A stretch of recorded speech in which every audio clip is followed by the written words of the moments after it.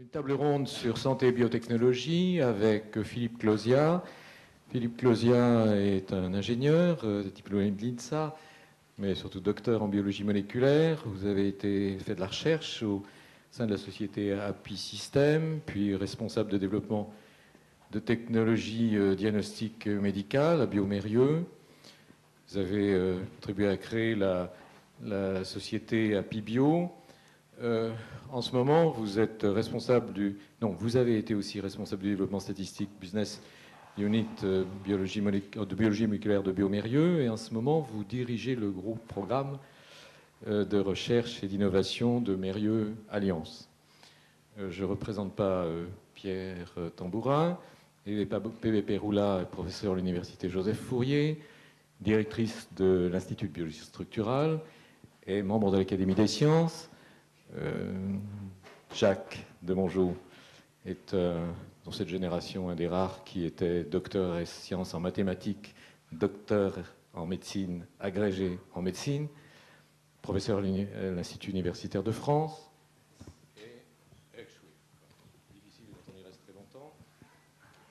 et directeur, pour pas que je me trompe exactement sur la définition, du département d'information médicale à la fac de médecine du CHU, et directeur du labo TIMC, qui veut dire technique de l'imagerie, de la modélisation et de la cognition. Donc ce que nous avons décidé pour que la salle puisse intervenir, c'est que chacun des membres de la table ronde va faire une intervention assez brève, et on va passer de suite la parole à la salle, à chaque membre après d'essayer de développer ses arguments. C'est Philippe, je crois, qui commence. Merci.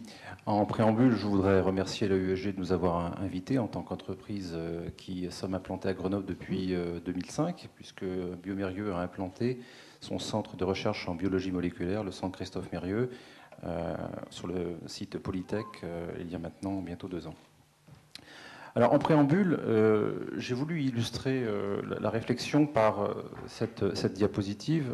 Bon, bien entendu, on pourrait parler longtemps sur ce thème de la médecine personnalisée, mais c'est un cartoon qu'on voit maintenant assez souvent dans les conférences et qui nous dit ce que nous évoquait ce matin Monsieur Tambourin, c'est que nous sommes tous différents à 0,1% près, mais cette petite différence de pourcentage fait que globalement, dans l'avenir, on va tous être soignés différemment. Alors, ce concept, c'est ce qu'on appelle maintenant la médecine personnalisée. Alors, c'est un concept qui va vers quoi? Vers un rapprochement de 2 grands acteurs de la santé qui se côtoient depuis très longtemps et qui commencent à travailler ensemble de plus en plus intensément. Je parlais de l'industrie du diagnostic d'une part et de l'industrie thérapeutique et donc de la santé, les industries pharmaceutiques d'autre part. Donc aujourd'hui, on voit sur ce gradient de couleur, l'arc-en-ciel, que bon, nous sommes finalement tous différents. Tous différents pourquoi? Parce que nous avons hérité d'un patrimoine génétique bien de nos parents. C'est parfois la loterie, c'est même la loterie au niveau de la recombinaison. Et une fois qu'on est avec ce patrimoine, eh bien, on doit vivre avec. Et en fonction, je dirais, de l'environnement d'une part, de ce que nous mangeons d'autre part, eh bien, nous devrons être soignés de manière différente en fonction des pathologies que nous allons développer et de l'environnement dans lequel nous serons au moment où nous allons être malades. C'est pour ça que vous avez représenté sur cette photo 4 molécules, 4 médicaments de couleurs différentes qui dit en gros que si on a une symptomatologie commune, si on présente à peu près les mêmes signes cliniques, enfin de ce qu'on croit, finalement, quand on va voir son médecin, on pourra se poser des questions si on doit bien être soigné avec la même molécule. Alors, bon, il y a des statistiques qui montrent qu'effectivement, en gros, il y a à peu près 30% des patients, quand on leur prescrit quelque chose, ça ne les soigne pas du tout.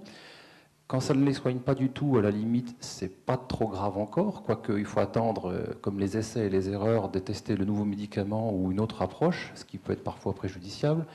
Mais aussi des cas où un médicament ne correspond pas du tout à un patient et peut même le faire passer du mauvais côté, puisqu'on sait qu'il y a des millions de morts chaque année issus de prescriptions de médicaments, mais que les patients ne supportent pas.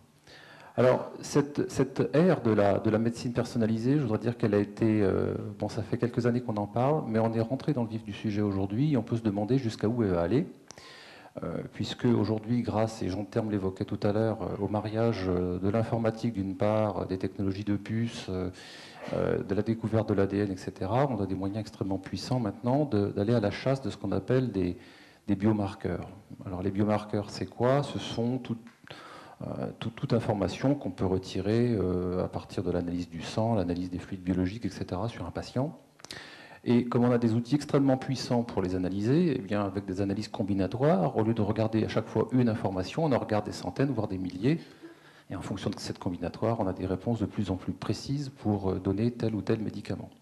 Alors c'est une voie aujourd'hui qui semble de toute façon tracée.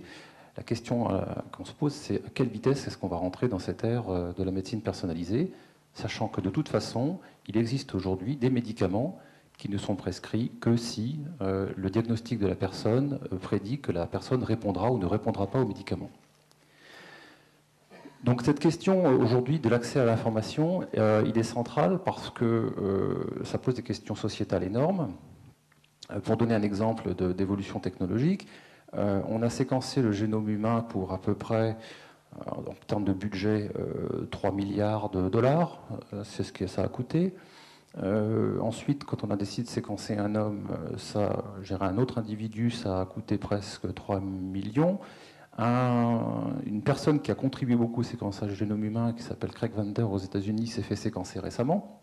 Et il disait, bon ben voilà, je sais d'après mon génome que j'ai quelques pourcentages de développer telle maladie cardiovasculaire et tel pourcentage, etc. Et donc la question qu'on se pose, sachant qu'il y a une course maintenant technologique pour séquencer un homme, non plus à 3 milliards de dollars ni à 3 millions de dollars, mais on va passer, je pense, dans 10 ans, 15 ans, 20 ans, à peut-être à 3 000 euros. La question se posera, est-ce qu'un individu, lorsqu'il viendra au monde, on aura intérêt ou pas à le séquencer, entre guillemets, pour savoir de quoi il pourrait souffrir, comment améliorer, je dirais, sa vie, tout en lui conseillant un mode de vie adapté à son patrimoine. Puisqu'on a aussi la façon de rétablir, je dirais, un certain nombre de chances par rapport au patrimoine dont on hérite. Donc ça, c'est une vraie question. Veut-on savoir, ne veut-on pas savoir? Et une des questions relatives à ça, c'est ce qu'on appelle le sentiment mutualiste. On voit aujourd'hui qu'on ne traite pas de manière équivalente des gens qui roulent bien et des gens qui roulent pas bien. Au niveau du bonus-malus, on voit que se développe, je dirais, le concept de pay as you drive, c'est-à-dire en fonction du nombre de kilomètres que vous faites, la voiture que vous avez, si vous êtes un bon ou mauvais conducteur, vous payez plus ou moins. Eh bien, on peut se demander si dans le domaine de la santé demain, et c'est une question, est-ce qu'aujourd'hui, un patient, lorsqu'il voudra s'assurer sur le plan de la santé, on l'assurera de manière équitable, indépendamment de ce qu'il a hérité, par rapport aux informations qu'on sera capable de déterminer. Donc, les problèmes sociétaux sont énormes par rapport au potentiel d'information et de technologie qu'on va développer. Alors ça, c'est sur le concept, je dirais, médecine personnalisée, mieux soigner, ou alors de manière moins chère, ou alors à coût équivalent, donner une meilleure perspective de survie aux patients qui déclarent des maladies.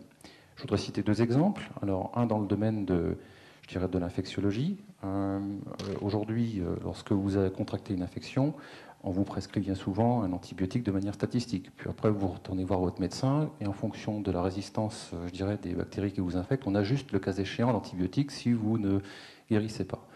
On se dirige de plus en plus vers une médecine ou un diagnostic en temps réel. On va dire en moins de 2 heures, on est capable d'identifier le pathogène dont vous êtes infecté, de prédire sa résistance aux antibiotiques, de vous donner tout de suite le bon antibiotique et de gagner beaucoup de temps et donc beaucoup d'argent. Donc on ne place pas son argent au même endroit, mais quelque part, ça repose des questions, des dépenses de santé. Je dirais, la vie n'a pas de prix, mais aujourd'hui, les budgets de la santé doivent être relativement contrôlés. Après, le deuxième sujet que j'aurais voulu présenter et discuter, c'est effectivement l'apport des micros et des nanotechnologies dans ce domaine. Alors, ça a été évoqué assez rapidement, donc je serai un petit peu plus bref. C'est effectivement ces aspects capteurs, mobilité, domotique, etc. Aujourd'hui, chacun connaît que quand on souffre du diabète, il existe des pompes à insuline qu'on peut mettre sous la peau, directement presque reliées à des dosages en temps réel. Et on se demande si, à terme, on ne va pas se transformer en laboratoire ambulant, à savoir qu'on aura sur nous les diagnostiqueurs et puis ensuite les outils pour nous soigner de manière en temps réel, afin de nous maintenir dans un état, on va dire, stable, puisque chacun sait aujourd'hui que plus on avance en âge, plus on est fragile. Les personnes âgées, parfois, peuvent décéder d'une cause presque stupide. On prend un rhume et puis on ne s'en remet pas. Et donc, au lieu d'avoir des pics, des hauts et des bas dans le domaine de sa santé, on pourrait être maintenu grâce à ces aspects capteurs et donc délivrance de drogue ou de médicaments, je dirais, embarqués. Enfin, je voudrais parler aussi dans le domaine des micros et des nanotechnologies, puisque bon, il faut voir le concept aujourd'hui et comment il va être appliqué. On a des systèmes de plus en plus petits, qui coûtent de moins en moins cher, qui donnent de plus en plus d'informations. Et on voit dans l'industrie aujourd'hui, d'une part du diagnostic, leur arrivée. Alors, elle se fait petit à petit, ça prend du temps. Mais quand on a accès, je dirais, à toutes ces informations qui peuvent être données, la question qu'on se demande, c'est comment est-ce qu'on va être capable, même si on a les outils aujourd'hui, de gérer cette information. Puisque bon, plus on a d'informations, plus il faut la traiter, plus il faut la partager, plus il faut la mettre en réseau avec des décideurs, des patients, des médecins. Et on reste parfois perplexe sur comment, entre l'information et les conséquences de cette information, ça va se gérer. Donc on a de gros soucis, des soucis d'organisation par rapport aux outils de gestion de l'information pour permettre, à partir d'un diagnostic, avoir une réponse sur le plan thérapeutique. Merci. Eva, maintenant, je crois. Bien, donc, moi j'aimerais vous ramener dans le monde de l'infiniment petit et voir un petit peu ce qui se passe dans la cellule, et voir l'intérieur de la cellule. Donc, dans la cellule, vous savez qu'une des molécules principales, ce sont les protéines. Et donc on est à l'échelle nanométrique. Et c'est une échelle qui est souvent un peu oubliée, ou en tout cas seulement partiellement abordée. Et il me semble que dans les prochaines années, c'est quelque chose qui demande à être développé. Alors juste pour vous rappeler rapidement, on a déjà vu dans les années 50, c'est la structure de la double hélice d'ADN. Dans les années 60, ce sont les premières structures de protéines, l'hémoglobine, la myoglobine. Ce qu'il faut voir, c'est que ces réalisations ont été faites en Grande-Bretagne seulement.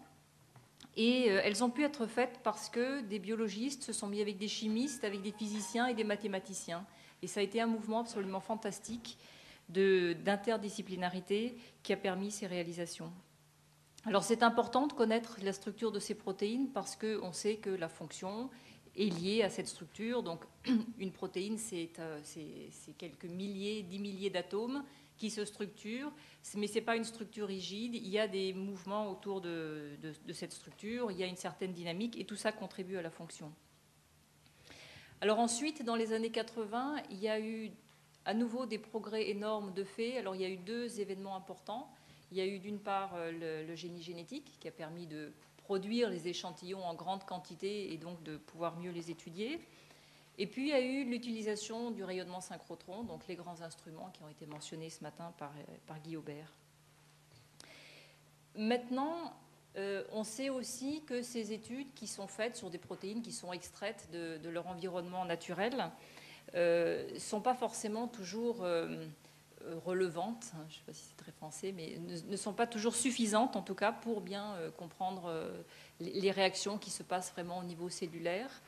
Et je crois que l'enjeu dans les 20 années à venir, alors c'est peut-être pas si loin, c'est de vraiment pouvoir suivre, de pouvoir comprendre la structure de ces protéines et de comprendre leur mouvement, de comprendre leur dynamique, de comprendre les interactions qu'elles font entre elles, puisque tout le jeu, ce sont des processus d'interaction moléculaire qui conduisent aux différents événements.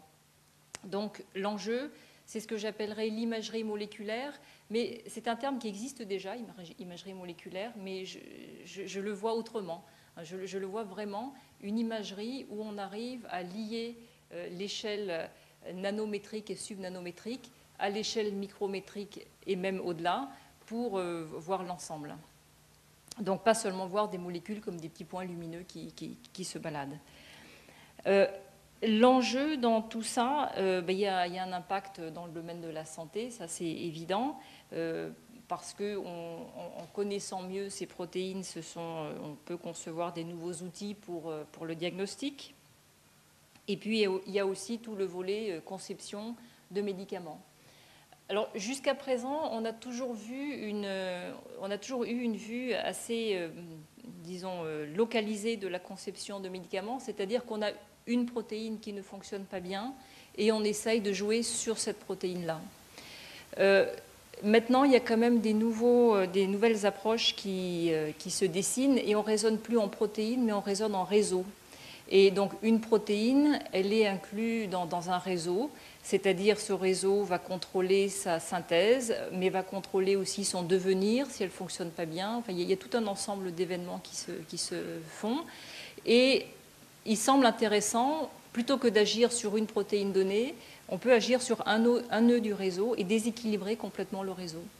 Et ça, à nouveau, pour arriver à faire ça, on va vers ce qu'on appelle la biologie des systèmes. Donc il y a toute une modélisation qui se fait, mais cette modélisation a besoin de bases expérimentales. Donc ça, c'est une chose. Et donc une fois qu'on a fait ça, l'idéal, c'est de pouvoir prédire si on apporte une perturbation, qu'est-ce qui va se passer.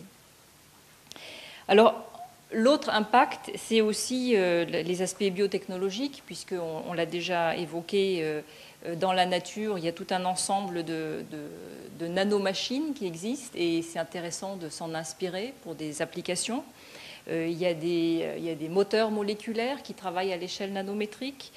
Il y a des protéines qui sont capables de transporter des électrons. Il y a des protéines qui peuvent convertir la lumière en flux d'électrons ou de protons. Donc, c'est vraiment quelque chose dont on peut s'inspirer. Et il y a déjà des travaux là-dessus, bien sûr. Mais un des verrous, c'est l'aspect production d'échantillons et c'est la stabilité de ces échantillons. Donc, à nouveau, si on connaît mieux toutes ces protéines, il y a un enjeu énorme pour faire de l'ingénierie moléculaire. Alors, il y a aussi une autre façon de faire, c'est de s'inspirer d'organismes extrêmes, des bactéries qui vivent dans des conditions extrêmes. Alors, on en a entendu parler tout à l'heure, des bactéries on nous a parlé de bactéries qui absorbent le CO2 ou de bactéries qui mangent le cœur des éoliennes. Mais il y a tout un tas de bactéries intéressantes desquelles on peut s'inspirer parce qu'elles ont des nanomachines beaucoup plus résistantes souvent que ce qu'on trouve dans les systèmes usuels. Et donc c'est là aussi on voit un lien direct entre recherche fondamentale et recherche appliquée parce que celui qui s'intéresse à l'adaptation des conditions de vie de ces bactéries dans ces milieux extrêmes, il va tomber sur ce genre de nanomachines et c'est là où on a besoin aussi de gens qui ont cette vision pour immédiatement penser à en faire quelque chose. Alors, pour pouvoir aller plus loin, il faut forcément une rupture, parce que si on regarde la progression des connaissances sur les protéines, bon, c'est une courbe qui monte, certes. Si on s'intéresse à des protéines un peu particulières que sont les protéines membranaires, on estime que dans 30 ans, on connaîtra à peu près un représentant de 90% des familles prédites de protéines membranaires. C'est quand même peu, je trouve, pour 30 ans. Donc il faut arriver à faire mieux. Et il y a probablement une évolution qui est en train de se dessiner. C'est à la limite de la science-fiction. Ce n'est pas tout à fait de la science-fiction, mais on n'est pas sûr que ça puisse complètement se réaliser tel qu'on le pense. C'est l'utilisation des rayons X produits par les lasers à électrons. Et donc il y a un projet européen de construction qui avance bien. Et une des idées, c'est qu'on peut avoir un pulse de rayons X suffisamment intense pour pouvoir travailler sur une protéine unique. Et ça, c'est un concept tout à fait révolutionnaire. Si on arrive à imager une molécule unique avec ce pulse de rayonnement intense, ça révolutionnera complètement notre vue. Alors, une molécule unique, ce n'est pas forcément une seule protéine, ça peut être un complexe, ça peut être un assemblage, ça peut être, certains pensent même à des cellules entières. On peut imaginer nébuliser une cellule et analyser online toutes les molécules qui sortent. Donc, voilà ce que je voulais dire. C'est bon ? D'accord. Bon, on vient d'écouter deux chercheurs qui hésitent à se lancer dans la science-fiction, encore que juste les dernières phrases, voilà, ou la médecine-fiction. Donc moi, je vais prendre délibérément un parti un peu Jean terme, c'est-à-dire, au fond, essayer de provoquer, à travers quelques mots-clés, des choses dont je ne suis absolument pas sûr, bien sûr, mais quoi. pour préparer cet exercice, d'ailleurs, je me suis dit, mais quand j'ai commencé la recherche, c'était il y a exactement 40 ans. Si on m'avait demandé de réfléchir à ce que serait la biologie de 2007, qu'est-ce que j'aurais dit? La génie génétique n'existait pas, le lymphocyte T n'existait pas, donc toute l'immunologie moderne n'existait pas. Au fond, j'aurais dit des choses d'une banalité probablement affligeante, ce que je vais essayer, non pas d'éviter, parce que ça, c'est illusoire, mais je vais essayer d'aller un peu plus loin. Alors, un point tout à l'heure qui a été donné par Jean Terme, intéressant, c'est la croissance de la population. Et un autre point qu'il aurait pu ajouter, c'est qu'en même temps que cette population croît, la durée de vie croît très rapidement, au moins dans nos contrées. Et que ça va être, du point de vue de la médecine et de la biologie et des sciences du vivant en général, un enjeu considérable, parce que vont apparaître tout un ensemble de pathologies qu'on commence à soupçonner, un traitement social de tout ça qui ne va pas être simple et qui rejoint les problèmes d'habitat, de mobilité qu'on a évoqués tout à l'heure. Mais ça ne va pas plus être quelques dizaines de centenaires ou centaines de centenaires qu'on citera à la radio, ça sera plusieurs centaines de milliers. Et ça va changer quand même un certain nombre de choses. C'est à coup sûr 2047 inscrit dans la trajectoire. Et bien sûr, vieillir longtemps, mourir vieux, c'est bien, mais autant être en bonne santé le maximum de temps. Parce que si c'est pour vivre les 20 ou 30 dernières années dans un état déplorable, personne ne souhaite une société de ce type. Mais ça, c'est un paramètre qu'il ne faut pas oublier. Alors, quels sont les mots-clés auxquels on peut se référer? Du point de vue de l'évolution des biotechnologies, je l'ai évoqué rapidement ce matin, on peut dire qu'après la période de génie génétique, vont sortir ce qui vient d'être évoqué à l'instant, c'est-à-dire la biologie systémique, cette biologie qui va essayer de comprendre plus globalement le fonctionnement des systèmes, soit un groupe de cellules, soit un groupe de molécules, soit un groupe de cellules, soit un ensemble d'éléments, d'organismes vivants. Donc par exemple, ça va depuis les écosystèmes cellulaires jusqu'aux écosystèmes terrestres, qui posent des problèmes de recherche très complexes et pas simples, y compris du point de vue mathématique. D'ailleurs, il y a quelques équations là-dedans qui ne sont pas évidentes. Donc c'est clair qu'on va vers ça avec des outils qui permettent d'aborder ce niveau de complexité.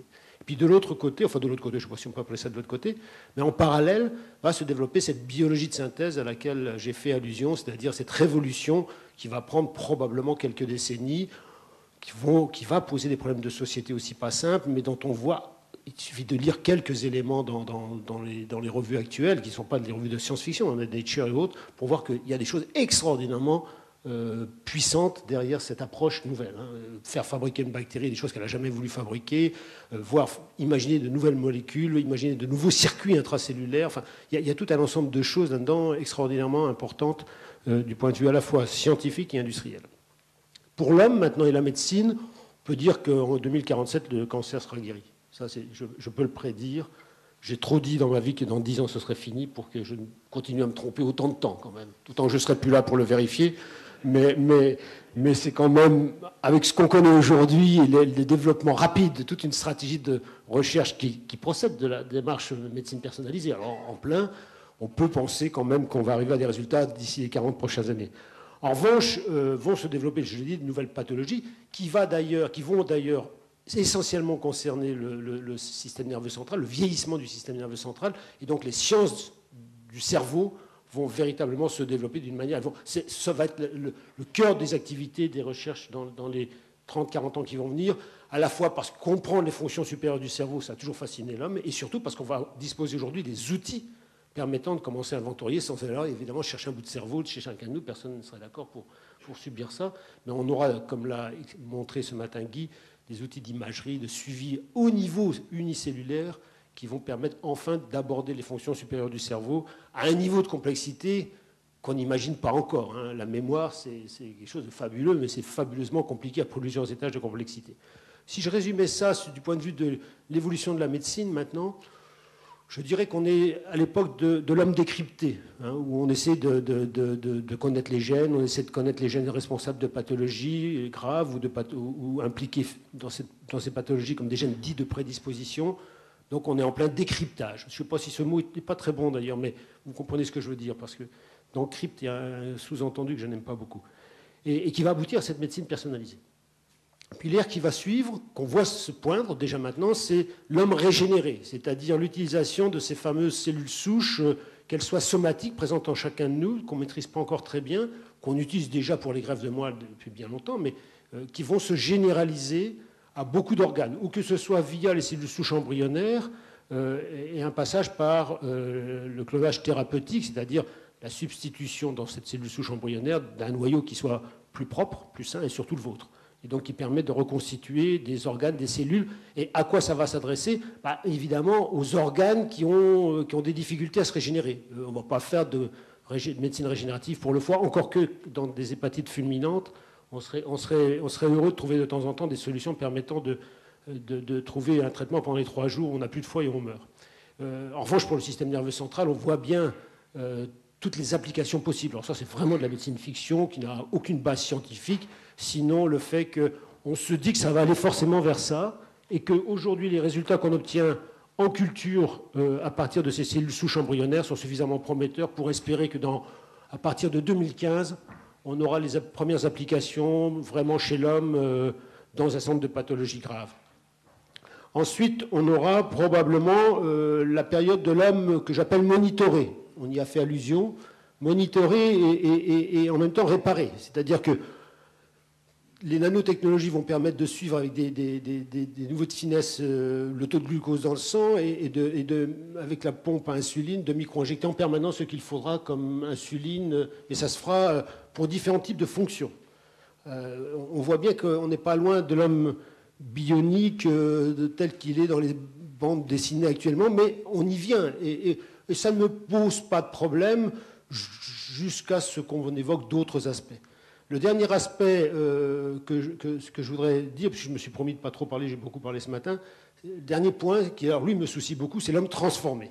C'est-à-dire, au fond, l'alliance entre toutes ces technologies apportées par la génétique. C'est-à-dire l'homme dopé génétiquement, et ça c'est tout à fait possible, y compris d'ailleurs en ne dopant pas les cellules germinales, mais en se donnant un certain nombre de possibilités. Alors, on évoque ça en sport, c'est évidemment pas tout de suite possible, mais ça peut tenter quelques fous dans un monde qui se libéralise, qui s'ouvre, qui s'individualise, où on voit des gens aux États-Unis faire leur carte génétique pour dire à l'assureur, parce que c'est déjà le cas, vous voyez, moi j'ai pas de gène de prédisposition au cancer à tel endroit, donc vous devez me recruter, j'ai pas de problème. C'est clair que si on voit ça en 2007, en 2047, il faudra quand même se préoccuper beaucoup de ces applications qui viendront toujours de manière sournoise. Ce sera l'idée que, puisqu'on est capable d'éviter telle pathologie en faisant telle et telle chose, peut-être on pourrait améliorer un peu.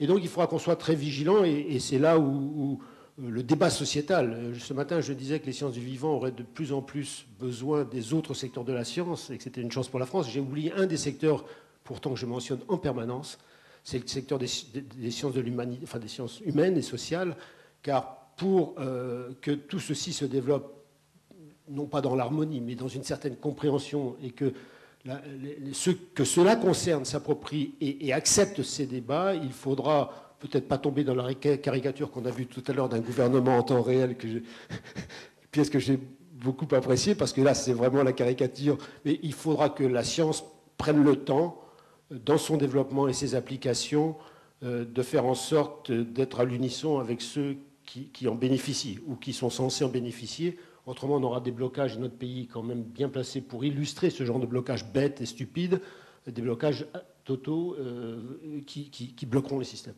Mais l'homme transformé, c'est vraiment, ça peut aller plus vite qu'on ne le pense, c'est vraiment quelque chose auquel il faut qu'on fasse extrêmement attention. Et on a tous les ingrédients sur la table pour pouvoir le faire quand on veut.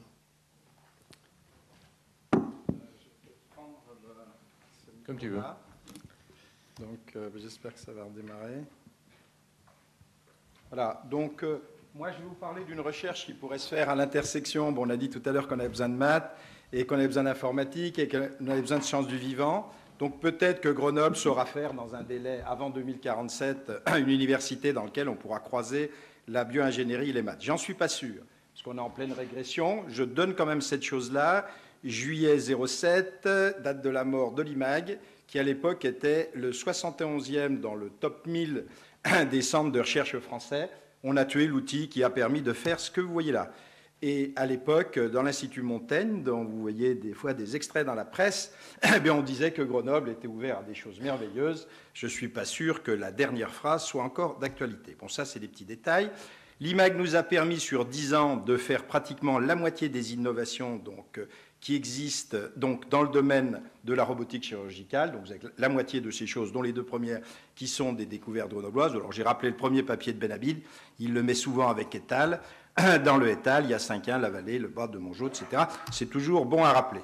Alors cet effet pour de la neurochirurgie, il faut savoir que maintenant, on va dire 20 ans après le démarrage, tous les services de chirurgie de l'hôpital de Grenoble bénéficient d'aides, soit robotiques, soit d'informatique, on va dire, de mise en correspondance d'images. Et il n'y en a pas une qui échappe. Et je pense que c'est bon à savoir, parce que quand vous passerez dans un... Alors j'espère que ça vous arrivera le plus tard possible, dans un service de chirurgie, il faut que vous vous attendiez à effectivement subir ce genre de choses. Alors c'est de l'homme réparé, mais c'est de l'homme réparé proprement. Et ces opérations, on l'a démontré, je pense que Benhabib est arrivé à son 3 ou 4e 1000 de malades traités dans le Parkinson.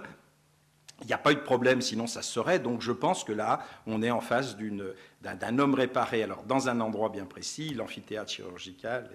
Et bon, puisqu'on est à l'UEG, je vous rappelle quand même que les sociétés qui sont issues de ces découvertes, celle-là qui fait un petit instrument qui est à gauche, qui est un instrument de mise en correspondance d'image, c'est la 4e mondiale et elle a déjà vendu dans 800 amphithéâtres de chirurgie son appareil. Alors, l'homme réparé, il sera réparé donc, au sein d'un service chirurgical. Moi, je pense que ça va continuer à se développer. Peut-être pas à Grenoble, si les Grenoblois continuent à faire ce qu'ils font actuellement, mais peut-être ailleurs. Alors, ceci dit, au niveau d'une réparation ou d'une prévention au domicile, alors je vais vous en donner une auquel vous n'auriez pas pensé. Là, vous venez de changer en un quart d'heure 10 fois de fesses parce que vous ne restez pas sur la fesse, sinon vous écraseriez votre tissu, il serait plus oxygéné, vous auriez un escar. Moi, debout, je viens de changer 3 ou 4 fois, j'ai un cœur auxiliaire dans la plante des pieds qui se recharge de sang, mais qui pousse le sang dans les veines et qui les aide à monter. Si je ne faisais pas ça, j'aurais des varices, des emboles et je terminerais ma vie beaucoup plus tôt. Donc, les gens qui perdent la sensibilité des fesses et des pieds, il y en a des tas. Il y a les paraplégiques, mais il y a les diabétiques qui les perdent très tôt. Et si vous vivez longtemps, de toute façon, vous perdrez ces sensibilités et vous aurez de gros problèmes. Alors, une des idées, c'est de prendre une nappe de pression. Vous voyez, donc ça, c'est des nappes qui sont fabriquées par des amis canadiens. C'est en bas à gauche. Et puis, ce qui est pris sur la nappe de pression, on a aussi des amis qui enfilent des slips ou qui enfilent des petits gilets. Ce qui est pris par ces vêtements de pression, c'est projeté pour le moment. On a une projection, on appelle ça la substitution sensorielle sur la langue. Donc on clipe dans le palais un petit appareil qui permet de reproduire. Alors je vais essayer de vous en donner un exemple. Donc ça c'est une nappe qui n'est pas un vêtement mais qui est posée sur un siège. Imaginez que vous soyez là assis.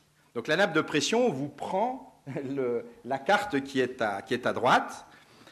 Si vous êtes un peu sur la gauche, évidemment, vous aurez de la pression sur la nappe de pression, et la langue va vous dire, c'est comme si on vous mettait des petites piles d'air du côté où quelque part vous avez la pression. Donc vous ne sentez plus rien, mais la pile vous embête, et quelque part, sans même vous en rendre compte, vous vous relevez. Et vous faites la même chose à droite.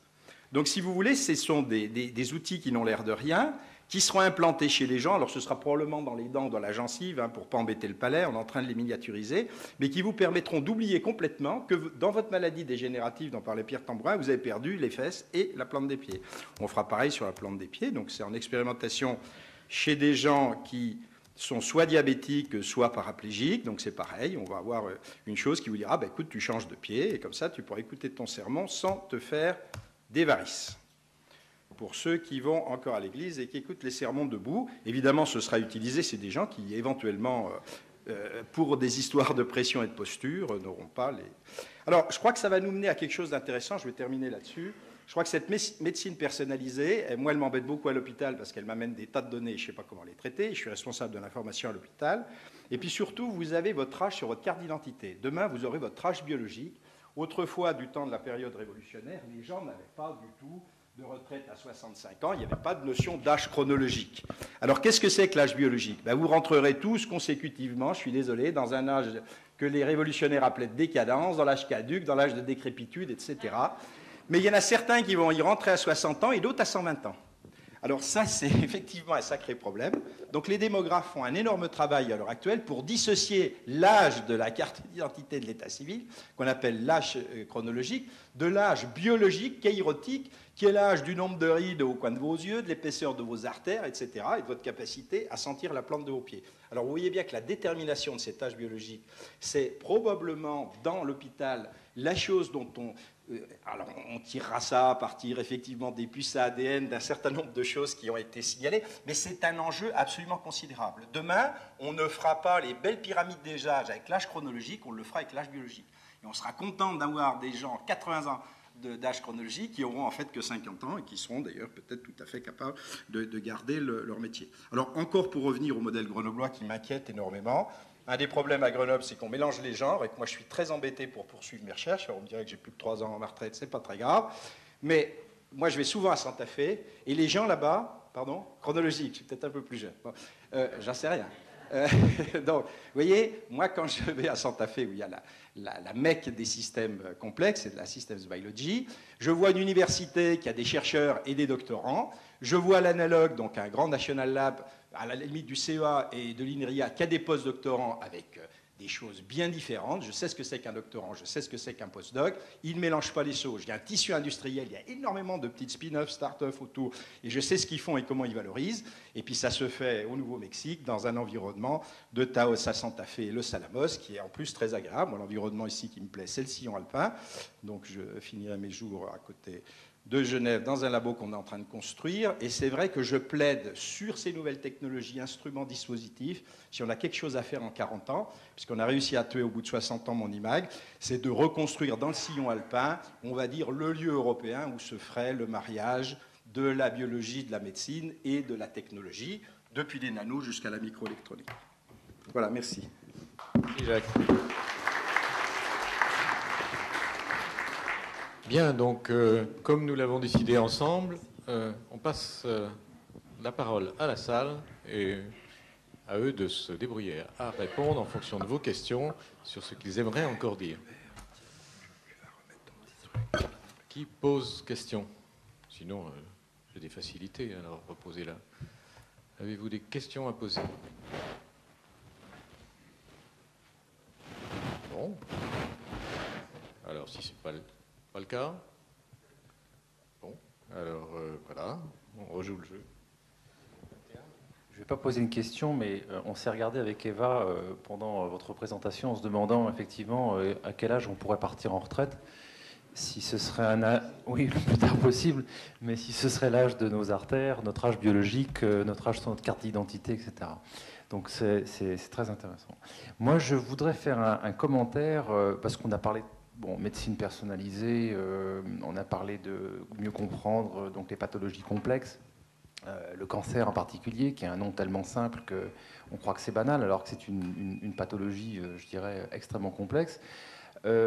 Et en faire le relais avec ce dont on a parlé ce matin, à savoir le territoire. Aujourd'hui, quand on parle du cancer, maintenant on parle de manière moléculaire du cancer. On ne parle plus forcément du cancer du côlon, du cancer du sein, du cancer du pancréas. Certes, ça existe, mais on commence à avoir une vision complètement transversale. Et donc, la médecine de demain va devoir se réorganiser aussi, puisque traditionnellement, on avait, je dirais, les gastro-entérologues, on avait les neurologues, etc. Donc ça va impliquer quelque part un bouleversement dans les années à venir de la manière de considérer la maladie sur le plan transversal, depuis sa prise en charge dès le départ et la rémission des patients. Le deuxième commentaire que je voulais faire, c'était aussi par rapport à la mobilité, puisque quand on parle de maladies neurodégénératives, cancer, etc., je dirais que ce sont des maladies de pays aujourd'hui riches. Dans le sens où, c'est vrai que maintenant, on ne se sent plus menacé par les maladies infectieuses. On est vacciné, on pense qu'on est à l'abri, et de fait, on vit beaucoup plus vieux. Il ne faut pas oublier aujourd'hui que dans la santé, les maladies infectieuses, c'est toujours la première cause de mortalité dans le monde, pas des pays développés, mais de mortalité dans le monde. Et on peut relier ça à la mobilité. Aujourd'hui, on est à peu près 3 milliards, un peu plus, de personnes à voyager, à prendre l'avion dans le monde. Donc, à la même vitesse que les virus se propagent sur Internet, etc., les pathogènes se baladent dans les avions, etc. Et donc, jusqu'à présent, je pense qu'on a un petit peu oublié que, quelque part, on a, dans notre évolution, les pathogènes et l'homme, je dirais, ont cohabité pendant un certain temps, en se contrôlant, en évoluant, en développant des résistances, etc. Et que demain, je dirais, on a quand même toujours, il faut être très vigilant, la menace d'une épidémie, qu'elle s'appelle grippe espagnole ou autre. Il existe des foyers dans le monde qui ne demandent qu'à démarrer quelque part, il faut les contrôler. Et que la santé de demain, c'est une santé forcément qui est une santé globale, avec des politiques de santé nationale harmonisées, etc., pour que l'ensemble des pays jouent un jeu commun, d'où l'intérêt quelque part aussi de mondialiser nos efforts, et de faire en sorte qu'on puisse contrôler des menaces, je dirais, d'arrivée de pathogènes. Donc c'est le message que je voulais donner par rapport à cette médecine qu'on voit, je dirais, très évoluée, l'homme régénéré, etc. Certes, mais il y a également, je dirais, le monde dans lequel on vit, puisque là, on se centre sur davantage l'individu qu'on est. Oui, sur les maladies infectieuses, j'ai voulu être bref, mais parmi les prédictions que l'on peut faire pour les 40 ans qui viennent, on peut être sûr qu'on va avoir une résurgence des maladies infectieuses de divers types liées à 2 ou 3 considérations qui sont des fondamentaux. Dans la lutte entre les bactéries et les antibiotiques, les bactéries sont en train de gagner actuellement rapidement du terrain. Et s'il n'y a pas de breakthrough dans notre façon d'attaquer les bactéries, enfin de concevoir les antibiotiques, on va avoir des problèmes majeurs. On commence à voir apparaître des plasmides de résistance à peu près à tout ce qu'on a comme antibiotiques sous la main. Ça ne touche pas encore les bactéries les plus communes, mais ça va finir par arriver. Donc on n'est pas à l'abri dans ce domaine du monde des bactéries, des mondes infectieux. Il faut réinvestir massivement. C'est vraiment quelque chose qui nous guette.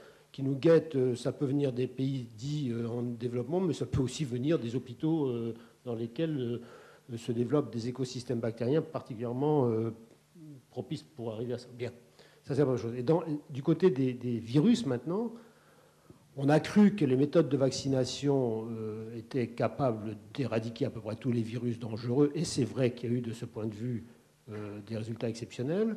Il est non moins vrai que le virus du sida nous démontre qu'on peut avoir affaire à des bestioles virales qui sont d'une autre subtilité que celle qu'on a connue jusqu'à maintenant.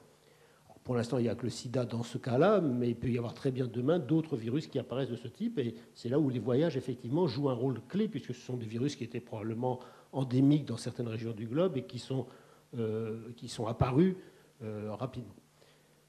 Il y en a d'autres à côté dont on connaît le côté extraordinairement dangereux, qui sont les virus et fièvres hémorragiques type Ebola ou autres, qui existent à coup sûr en Afrique, qui pour l'instant n'ont pas de capacité infectieuse telle que celle de la grippe ou autre, mais dont on peut imaginer que nos capacités de lutte, d'une manière paradoxale, favorisent progressivement l'apparition de ces nouvelles espèces infectieuses. Donc, moi, l'un des points que je vois se poindre à l'horizon à coup sûr en médecine, c'est cet élément de... Je suis complètement d'accord.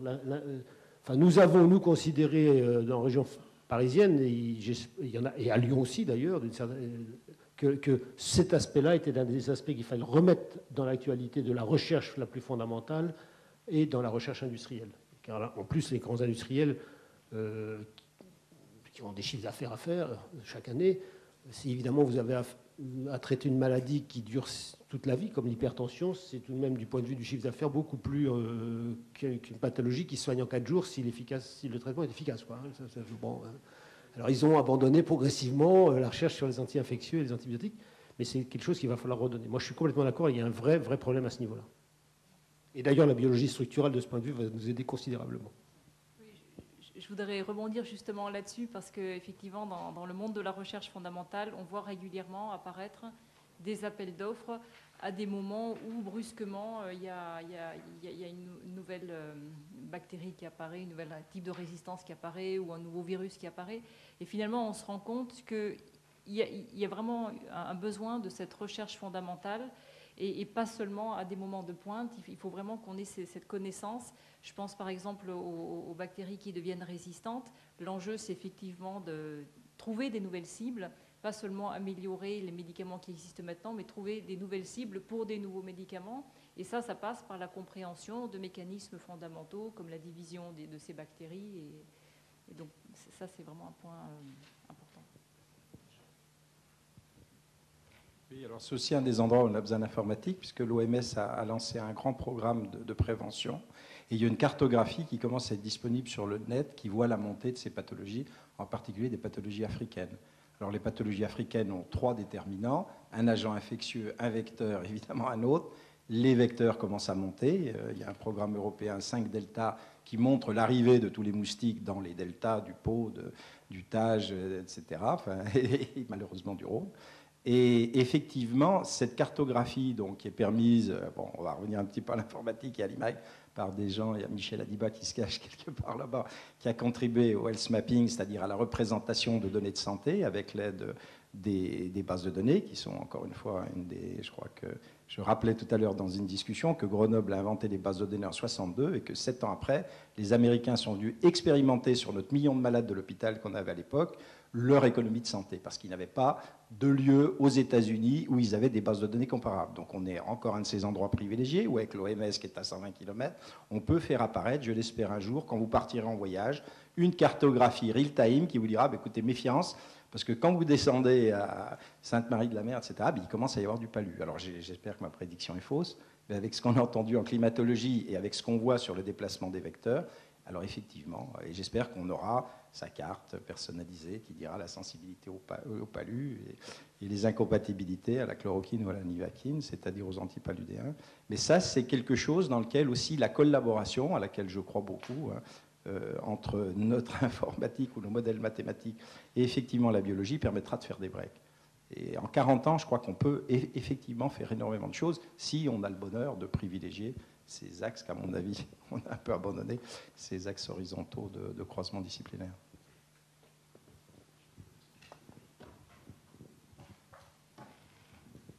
Bon, Michel Baribeau, à UEG. Moi, je vous ai bien entendu là, et je me pose une question, alors de béotien, parce que je ne connais rien. On dit souvent que ça ressemble à la bagarre entre les gendarmes et les voleurs.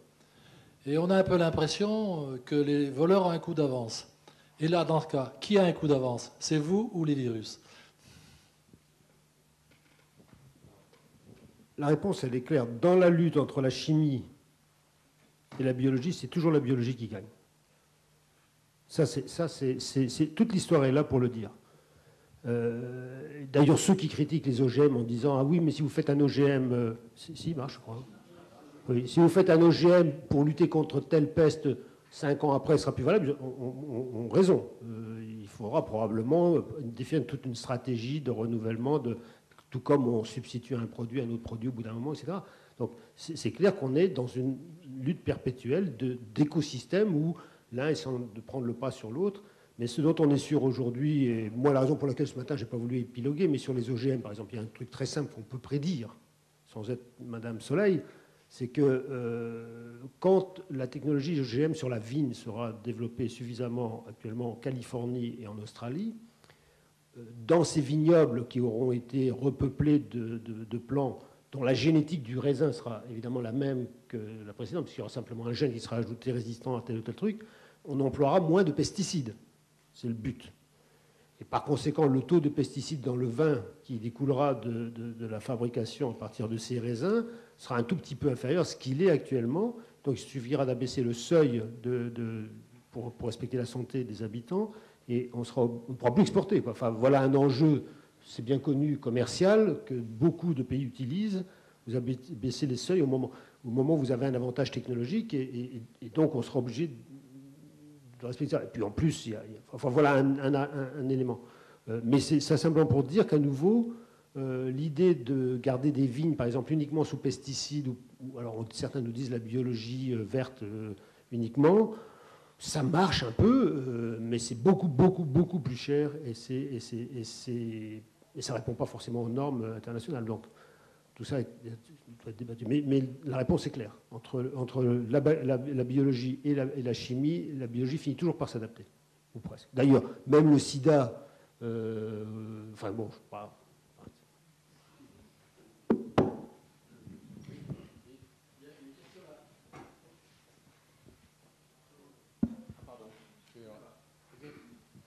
Bonjour, Jacques Borel, CFDT Rhône-Alpes. Je vais poser une autre question de Béotien. On a parlé de médecine spécialisée, mais il me semble, personnalisée, oui. Il me semble que les médecines chinoises ou l'homéopathie ont développé ce concept depuis longtemps. Qu'en est-il de la connaissance de l'action de ces médecines et de l'orientation que ça peut donner vers une convergence, puisqu'on voit que ce type de technique arrive aussi dans les hôpitaux et est moins montré du doigt et moins traité de charlatanisme que par le passé. Médecine chinoise, l'acupuncture et...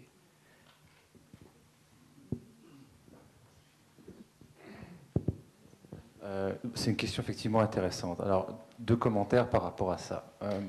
Quand on va en Chine et qu'on voit comment se passe une consultation médicale, d'ailleurs, on se pose des questions. Un patient vient, on lui prend le pouls, on lui regarde on le sculpte pas toujours, on le regarde dans le blanc des yeux, ensuite il a une prescription et il va dans une herboristerie. Alors, je ne sais pas comment on diagnostique, mais c'est vrai que ça surprend. Par contre, après, au niveau de la prescription, on peut dire que la prescription, elle est déjà personnalisée, parce que dans une herboristerie chinoise, il y a des centaines de flacons, et on voit donc une personne prendre un petit sac et puis faire une composition qui est pratiquement unique en fonction de la prescription du médecin. Bon, ça fait des milliers d'années que ça marche, et donc ça veut dire que quelque part, ils y sont parvenus. On note aujourd'hui que, de toute façon, un certain nombre de grands groupes pharmaceutiques se sont installés en Chine. Et qu'il y a beaucoup de travaux aujourd'hui qui sont menés, de toute façon, pour effectivement faire converger cette connaissance, je dirais, de la médecine chinoise, avec notre allopathie traditionnelle, on va dire chimiothérapie au sens large, maintenant biothérapie, etc. Donc il y a beaucoup d'efforts qui sont réalisés au niveau des recherches entre la médecine traditionnelle et puis la médecine, on va dire, plus académique. Voilà ce que je peux vous dire aujourd'hui. Mais on note qu'il y a un rapprochement. Bon, dans quelques années, je pense qu'on sera même en mesure, peut-être, j'espère, d'expliquer. Aujourd'hui, on constate. Dans les médecines traditionnelles, il y a des choses réelles, et il y en a d'autres qui procèdent soit de l'effet placebo, soit d'un effet qui n'existe pas. Mais comme l'effet placebo dans certaines pathologies peut atteindre jusqu'à 50%, si vous faites une étude sérieuse, à double aveugle, etc., vous avez des pathologies dans lesquelles, qui ne sont pas des pathologies graves, qui sont par exemple l'asthme ou les allergies, des choses comme ça, où la personne à qui vous soumettez un traitement se déclare améliorée dans 50% des cas alors que vous ne lui avez rien donné. Donc c'est pas facile de définir après ce qui est véritablement... Il faut aller très au-delà. Ça, c'est le premier fait. Mais il y a une vraie recherche aujourd'hui, que ce soit en Afrique, en Inde en particulier, ou en Chine, autour dans toutes ces pratiques, qu'y a-t-il faites par ces pays eux-mêmes ou par nous, enfin par les pays comme les nôtres, sur le thème qu'est-ce qu'il y a dans tout cela de sérieux sur lesquels on pourrait, dans la pratique ou dans les substances que cela représente, aller plus loin que ce qui vient d'être décrit et qui est la réalité. Mais un cancer en Chine n'est pas traité par la méthode qui vient d'être indiquée dans les endroits sérieux. Elle est traitée, un cancer, c'est traité de la même manière que Chine, autrement le sort. Donc voilà. Et il y a eu Pierre Potier, qui était un chimiste exceptionnel, disait le jardin du Père Bondieu est encore riche de trésors que nous n'avons pas découverts. Il avait raison. Et quand je ne sais plus qui ce matin parlait ou tout à l'heure, on parlait de l'Amazonie. Il n'y a pas que dans l'Amazonie, il y a dans l'ensemble de la biodiversité planétaire, il y a encore des tas de molécules et de micros. Il ne faut quand même pas oublier que parmi tous les êtres vivants, il y en a 95% qui sont des micro-organismes. Et parmi tous ces micro-organismes, on doit en connaître 1%. Donc le monde vivant dans sa complexité, dans sa biodiversité, est largement inconnu, bien souvent parce qu'on ne sait même pas comment le cultiver, l'isoler, le caractériser. Et les méthodes modernes, d'ailleurs, de génomique commencent à donner des méthodes d'appréhension de ce qu'on appelle la métagénomique, c'est-à-dire, au fond, on a affaire à une population dont on est incapable de cerner ce qu'elle est. Mais est-ce qu'on pourrait avoir, à travers des traceurs génomiques, une espèce d'idée de la complexité et surtout du suivi de cette complexité ? Car dans les écosystèmes complexes bactériens, ce qui va être important, c'est de voir comment l'homme et ses activités vont perturber progressivement tous ces écosystèmes. Et pour l'instant, on a très peu de méthodes de suivi de ces écosystèmes complexes.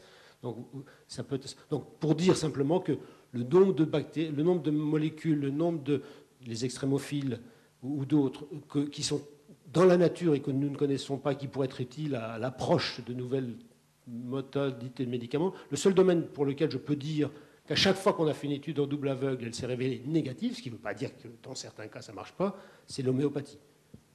À chaque fois que l'INSERM a fait faire des études sérieuses autour d'une procédure homéopathique, ça a donné un résultat négatif. Mais comme il y en a des centaines, évidemment, on va nous dire oui, mais les 2 que vous avez testés ne marchent pas, mais toutes les autres marchent. Bon, ça, évidemment. En revanche, sur l'acupuncture, il y a des choses intéressantes que nous ne maîtrisons pas du tout du point de vue scientifique, mais qui ont l'air de donner dans des études sérieuses des résultats intéressants. Ce qui veut dire qu'il y a des relais hormonaux nerveux, que le système nerveux central est un système qui produit aussi des hormones, ça on le sait depuis longtemps, qui module l'activité immunitaire. Enfin, il y a un niveau de complexité qu'on est encore loin d'appréhender. Mais il y a l'idée d'aller vers un rapprochement, ce qu'on disait à l'instant, entre ces pratiques. Oui, alors moi c'était simplement une ouverture un petit peu par rapport à cette table ronde santé et biotechnologie. Une question que je me pose et qui est renforcée par ce que nous a montré également Jean Terme ce matin.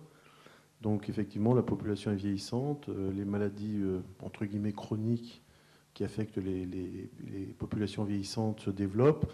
Tout ça, ça engendre un coût. On sait qu'aujourd'hui, bon, même si on a 3% de croissance par an, de toute façon, dans 15 ans, le système est toujours plombé. Comment on va finalement, peut-être aujourd'hui, imaginer de pouvoir, en 2047, faire face à toute cette demande? Comment est-ce que la biotechnologie peut être au service de la santé et pour essayer d'améliorer cette équation? Parce que de toute façon, si elle n'est pas améliorée, on n'y arrivera pas non plus, quoi. Donc en 2047, est-ce qu'on peut être quelque part rassuré en se disant que, bon, certes, aujourd'hui, tout ça c'est très cher, hein, on parle des nouvelles molécules, celles qui sont efficaces, qui coûtent très cher, qu'on accepte quand même de bien payer un certain temps à leur juste prix, mais comment on va faire vivre ce système de santé parce que bon, c'est pas un système qui vit tout seul, il a besoin d'une économie derrière. Est-ce qu'en 2047, on peut être rassuré? Est-ce que, Pierre Tambourin, est-ce que les biotechnologies vont aussi pouvoir amener des breakthroughs justement dans les aspects coûts? Quel est le sentiment à propos de tout ça? Je sais pas, moi je parle un petit peu d'économie de santé. C'est vrai que bon, on est en plein dérapage, on est à 12,7 du PIB. Les Américains sont à 15,7, ils vont allègrement vers 16. Et les Japonais sont à 7. Hein. Alors, un des déterminants très globaux, c'est le coefficient de fracture sociale. Le pourcentage, alors vous prenez income, c'est-à-dire le revenu des 10% les plus riches divisé par le revenu des 10% les plus pauvres. C'est très corrélé avec les dépenses de santé. Alors je ne dis pas qu'il faut agir de manière sociétale et faire de la thérapie sociale avant, mais c'est très corrélé. Et les Japonais qui ont 4 et quelques donc en fracture sociale font évidemment beaucoup mieux que les Français qui ont 8,7 je crois et que les Américains qui ont 16. Bon, donc il y a peut-être des traitements globaux et si la société est très divisée, bon, c'est des éléments qui poussent vers la dépense. Alors l'autre élément aussi, c'est que il y a une autorité qui surveille, c'est la HAS. Bon, il se trouve que nous, on en fait partie au laboratoire, à la fois dans la dimension médicaments, dans la dimension instruments. Et cette malheureuse haute autorité de santé n'a pas les moyens, en fait, d'évaluer, à mon avis. Et le problème, c'est que quand on donne un médicament ou quand on administre un instrument ou un dispositif, il faudrait chaque fois, alors surtout dans la médecine personnalisée, qu'on ait presque un coût qui tombe à la sortie. Ça, c'est très dur à faire.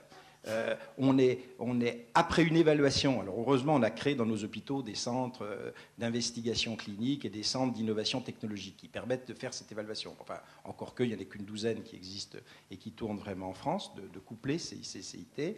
Mais si vous voulez, le grand enjeu à l'heure actuelle, c'est en face de l'administration d'un médicament sur une personne personnalisée qui, évidemment, vous l'avez tous dit, ça durera plus ou moins, le médicament sera plus ou moins efficace, il y aura plus ou moins d'effets secondaires, c'est mettre un prix derrière, additionner les prix, et puis regarder si on descend des 12,7 du PIB, parce qu'on est quand même mal parti, on est les deuxièmes derrière les Américains, les Allemands sont à 10 et les Japonais sont à 7, alors il y a quelque chose qui ne tourne pas rond. Et on n'a aucun outil, là. Ça, moi, je suis aussi inquiet, parce que en plus, vous avez bien compris que toutes vos investigations sur un patient multipliées faisaient exploser les données, si vous voulez. Donc tout est conjugué pour quelque part, ça continue de manière torpide à augmenter sans qu'à mon avis, on puisse freiner. Parce que pour le moment, il n'y a pas de frein. Hein. Moi, c'est pratiquement linéaire depuis 15 ans. Et on va dépasser 13, vous verrez 14, vous verrez les trous de la sécurité sociale. Moi, il n'y a pas de solution, mais c'est un vrai problème. En Chine, j'ai découvert, moi je ne savais pas du tout, hein. Je suis allé récemment, j'y étais allé il y a 10 ans, mais on ne m'avait pas parlé de ça. Ils ont réglé le problème de façon simple, ils ont supprimé la sécurité sociale totalement. Donc, me dit-on, les Chinois passent une grande partie de leurs revenus, qui ne sont pas très élevés, à économiser pour le cas où quelqu'un de leur famille deviendrait malade. Alors, il faudra vérifier ça pour ceux qui y vont plus, mais j'ai appris ça, donc alors ça c'est une solution, mais on n'est pas prêt de l'adopter. Parce que ça limite beaucoup. Mais ce n'est pas tellement satisfaisant. Non, soyons sérieux une seconde. Le vrai débat, c'est ce que disait Jacques, ça va être entre une politique de santé publique forte dans laquelle on se pose des questions sur l'amont de la maladie et les raisons pour lesquelles un certain nombre de pathologies se développent, et l'aspect social dans ces domaines-là n'est pas du tout négligeable, et la politique de prévention, qui n'est quand même pas la chose la plus à la mode en médecine, en particulier dans nos médecines technologiques, on a tendance à valoriser les technologies pour des raisons valables aussi. Évidemment, la politique de santé publique a tendance à perdre de la vitesse. Or, ça a un rôle important dans la question que vous posez. Une bonne prévention, une bonne surveillance, une bonne... voyons ce que ça donne pour le cancer du sein, par exemple, ou des choses de ce type, ou voire même le cancer du côlon. Enfin, il y a une politique de ce type a un sens profond par rapport à cet aspect-là. Sur le problème maintenant, le versant médical, une fois que vous êtes malade, la prévention, elle est derrière nous. Je pense que les choses vont s'agir, parce que là, les prix auxquels on arrive avec ces nouvelles boîtes de biotechnologie sont franchement déraisonnables. Alors évidemment, c'est un cercle vicieux dans lequel on est. Pour vivre, ces entreprises font appel à des gens qui ont des moyens qu'on appelle de capital risque, hein, c'est-à-dire qu'ils acceptent de perdre 9 fois sur 10 la mise qu'ils font, qui peut être très importante dans 9 entreprises sur 10, mais à condition que sur la 10e, ils récupèrent largement tout ce qu'ils ont perdu sur les 9 autres. Alors cette mécanique engendre en retour un besoin de valorisation de la société qui réussit à un niveau qui fait que la mise sur le marché de ces substances atteint des coûts qu'on n'a jamais vus. Mais comme aucun système de santé, à mon avis, ne résistera longtemps à ce genre d'inflation, en raison d'une part de la médecine personnalisée et aussi parce que ces coûts deviennent prohibitifs, il va y avoir forcément une remise à plat de tout le système à un moment ou à un autre, et une manière probablement d'aider à la création des entreprises innovantes un peu différente de ce qu'on a connu jusqu'à maintenant. Autrement, voilà mes réponses. J'ai conscience qu'elles sont imparfaites, mais tout système dynamique finit par s'équilibrer et on sera obligé de l'équilibrer. Le problème, c'est l'équation sociale qui sera utilisée pour cet équilibre. Un système chinois, si s'il est vrai, versus un système dans lequel on voudrait tout de même faire en sorte qu'il n'y ait pas une médecine à 4 vitesses ou etc. Bon, voilà. Mais les nouvelles molécules qui sortent, par exemple les anti-EGF récepteurs pour le cancer du sein, sont vendues à des prix qui sont très très élevés. Hein, et quand vous souffrez d'un cancer du sein et que vous êtes susceptible d'être amélioré par cette substance, personne n'hésite à faire l'effort financier qu'il faut faire pour acheter cette molécule. Donc il y a un vrai débat là-dessus. Et en plus, ça fonctionne. J'entends le traitement.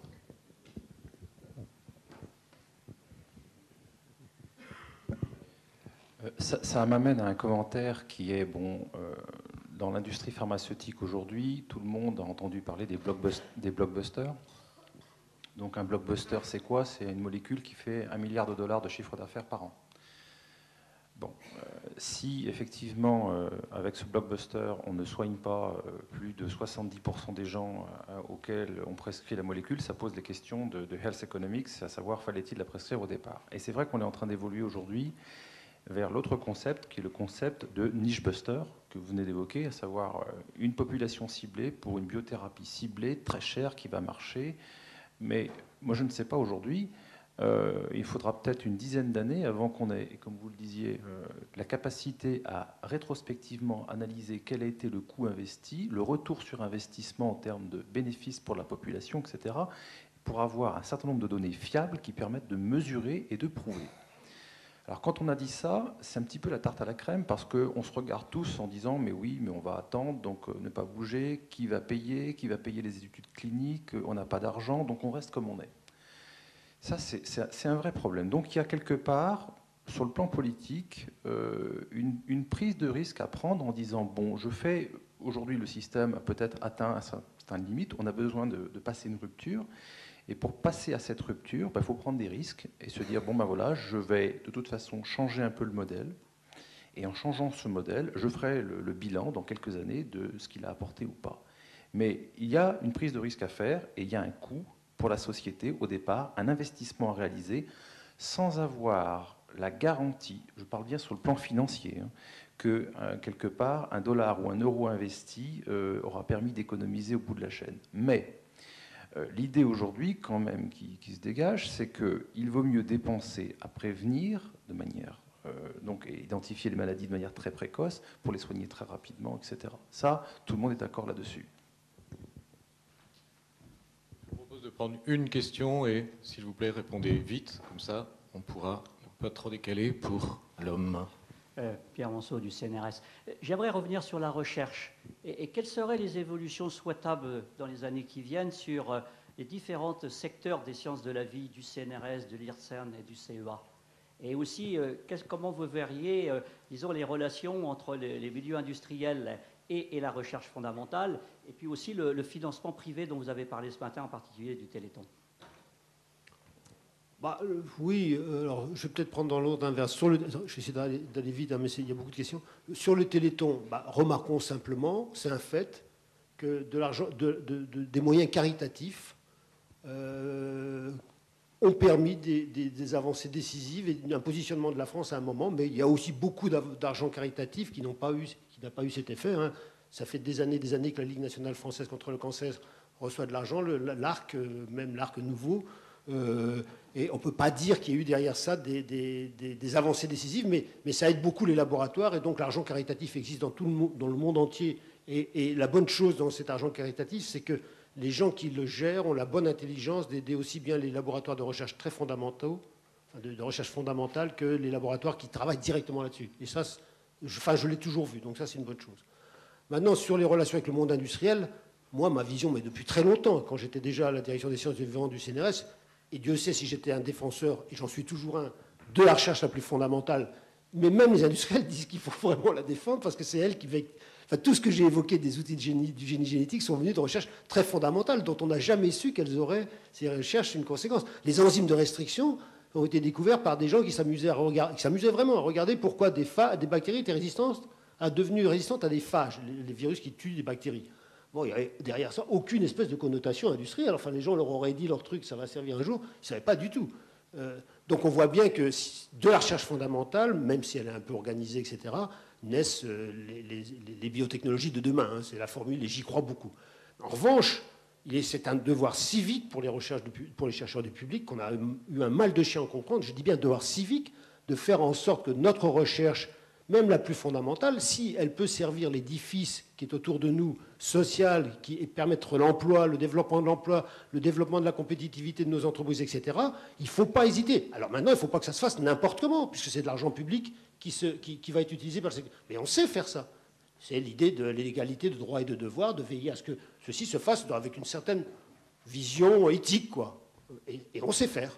Mais le problème de la recherche française, c'est qu'elle a oublié cette dimension. Elle a bien publié, elle s'est bien positionnée au plan mondial, mais globalement, la recherche publique française a oublié cette dimension. Les services de valorisation des organismes, sauf à l'INSERM peut-être, et au CEA, où le CEA, c'est déjà plus un EPST, il y a une vraie tradition de lien avec l'industrie et une mission de service finalisée.